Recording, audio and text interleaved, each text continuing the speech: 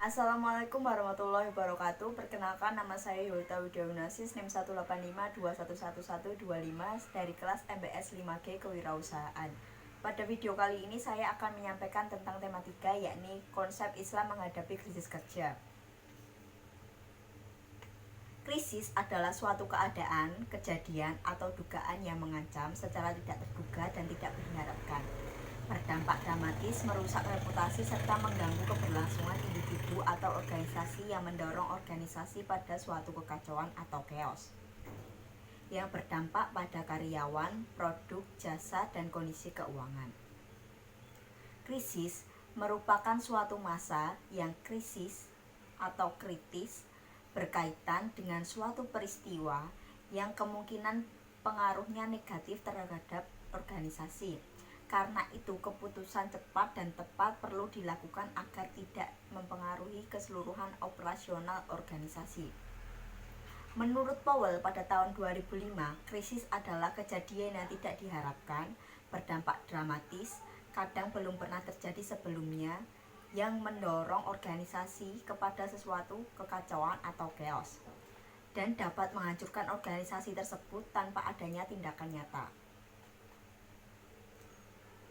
Menurut Nova, pada tahun 2011, berdasarkan kategori bisnis, krisis dibagi menjadi 3 jenis, yaitu yang pertama krisis keuangan, yang kedua ada krisis public relation, yang ketiga ada krisis strategi.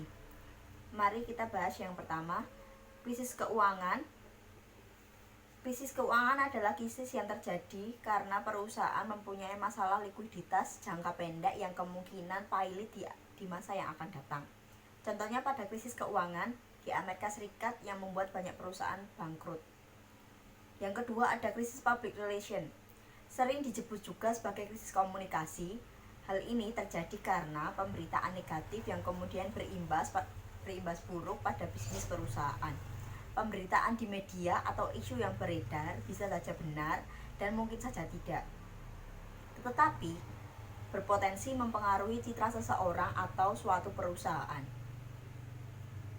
Yang ketiga, krisis strategi. Krisis strategi itu adalah krisis yang terjadi pada perusahaan dalam lingkungan bisnis yang mengakibatkan keberlangsungan hidup perusahaan menjadi terganggu. Perusahaan sebaiknya selalu memiliki rencana dalam menghadapi krisis dan menghindari keputusan yang justru akan membuat perusahaan terperosok lebih jauh dalam krisis. Akar masalah ketenagakerjaan. Mencermati secara lebih mendalam berbagai persoalan ketenagakerjaan yang ada, maka masalah tersebut berpangkal dari persoalan pokok, yakni upaya pemenuhan kebutuhan, serta upaya meningkatkan kesejahteraan hidup.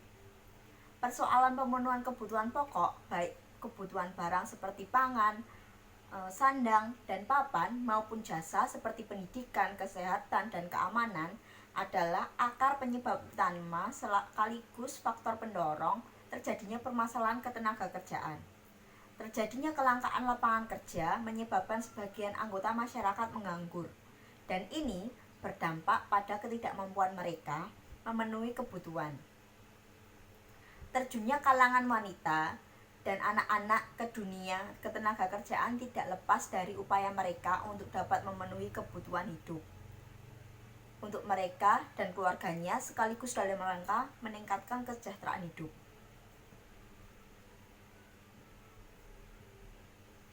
Dengan mengkaji secara mendalam hukum-hukum Islam, kita dapati bahwa Islam sebagai prinsip ideologi telah berusaha mengatasi berbagai persoalan yang muncul dalam ketenagakerjaan secara fundamental dan komprehensif. Dalam memecahkan masalah tersebut, Islam memahami bahwa penyelesaian perlu memperhatikan faktor penyebab utama munculnya persoalan ketenagakerjaan.